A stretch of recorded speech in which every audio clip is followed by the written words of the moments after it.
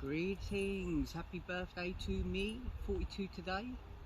I've had a lot of birthday wishes, so firstly thank you very much for them. Wishing a lot of love and a lot of gratitude to everyone who did take the time to send a message. 42 today, 7 years cycle. I've jumped up in the 7 year cycle, so let's see what this consciousness brings us. But I have made, well, as I said to you, I have made a video about 2020 to 2030 being revolutionary. The technology is going to be phenomenal. And I know at this moment in time, it seems like we're a bit slow and stagnant and nothing's happening, but a lot is happening behind the scenes. The technology is going to get freed up. When the technology does get freed, we need disclosure first. Before anything, we need disclosure. Once we know what kind of technology we've got, I personally do think some of it would be classed as alien technology. We've never had this kind of technology before, ever. So it's going to revolutionise the way we are, the way we live. I think it's going to get rid of a lot of competitiveness, this whole this greed for profits and stuff. So, and our role models and our leaders, we are now in a point where we're about to see who's gold plated and who's gold. Who just glitters, who's not the part, but they've been given these big roles. So a lot of dynamic energy, lots of everything's changing heck of a lot, so much that sometimes when I wake up, I'm a bit dubious about what energy is going to be inside me. Is it going to be an anxious energy? Is it going to be an excited one, energetic one? I don't really. It almost seems as though I'm being it's picking for me my mood, where once upon a time it was my moods that dictated my moods, but not no more. There's something bigger happening in the cosmos, a lot bigger. If you feel it, you feel it. If you can feel it in the pit of your stomach, you're there. If not, I don't really know what to say yet. So there was a fight for this technology that I keep going on about. If you Google the Great Reset, you can see a lot of world leaders who are talking about wanting to take over, well, I'll say over, but implement the technology and what they want to do with it. The only problem with some of these people that want to implement the technology is they want to control it. You'll never own anything. They'll own all the technology. Judging by the past, it's not a good idea to give it to an individual or group or corporation. Those who normally want to save the world are the ones who normally want to control it. So I would tread very carefully with these kind of corporations or whoever.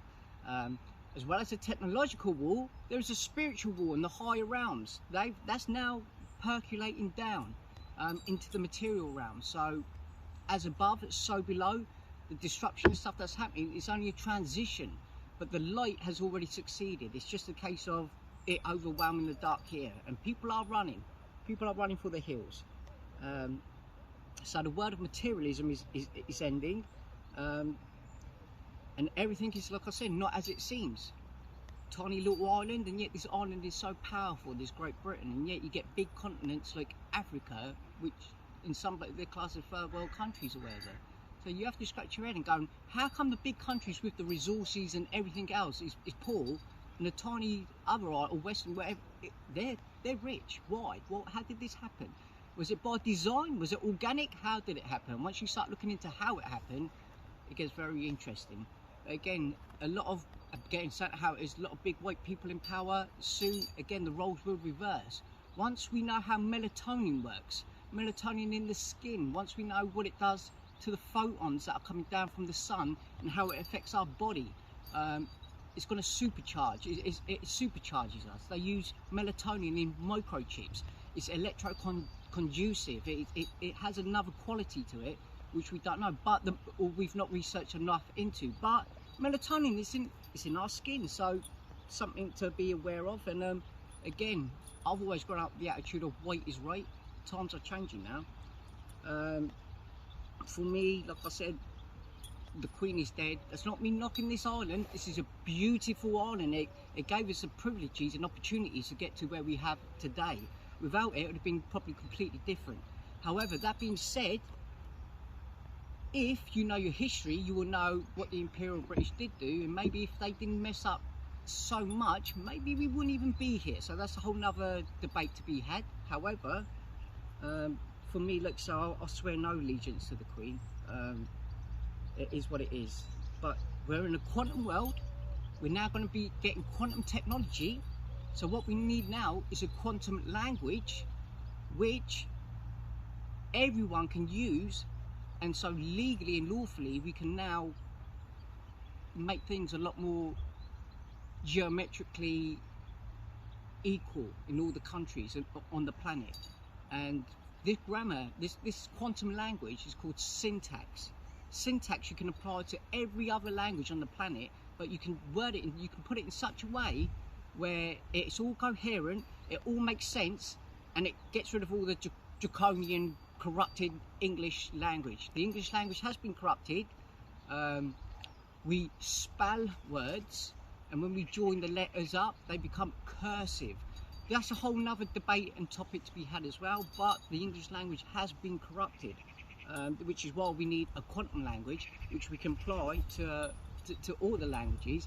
And it's David Wynn Miller. Let me say that again. David Wynn Miller, who's on the forefront of this, and he's leading it. Like I said, behind the scenes it may seem as though nothing's happening. A lot is happening, and the ones in charge they're running for the hills. I think the next Buddha is going to be a community. I don't think it's going to be an individual. I think collectively we need to come together and see what happens. And I think once the truth does come out more, some people are going to be very angry and upset that they've worked all their lives for this mortgage and bills, and when really that could have all been, we could have had systems in place where all of that is unnecessary. You know, when we get free technology, free information, and the free wide web, it's going to transform. Let's say it's going to be revolutionary. But we're still waiting. I reckon around about 2024, most of the disclosure would have happened by that point. We'll know a lot. By 2030s, when I think most of the technology will start to fizzle down and get to us. Hopefully before then. Like so, very revolutionary these 10 years. So I did want to just put this one in. Some people are so poor, all they have is money. Let me say that one more time. Some people are so poor, all they have is money. If that's you, so be it. What is the greatest commodity you can all give to the world? Your attention. Be aware of your intention and then your attention. If something's not good, bring your attention and keep it in. There's no need. So for me, I'm now hit a point energetically where when I look at other people and see other people, if you don't know how to share, you don't know how to care, and you don't know how to play. You don't know how to share, care and play. You're a bit broken. I don't know what to say to you. I just don't get you. We don't vibe now. So I want to finish this off on a little cheeky Whitney Houston little quote, whatever. But I wish you joy. I wish you happiness. But above all this, I wish you love. So love and be loved. On that note, Satanam, take care. Thank you, people.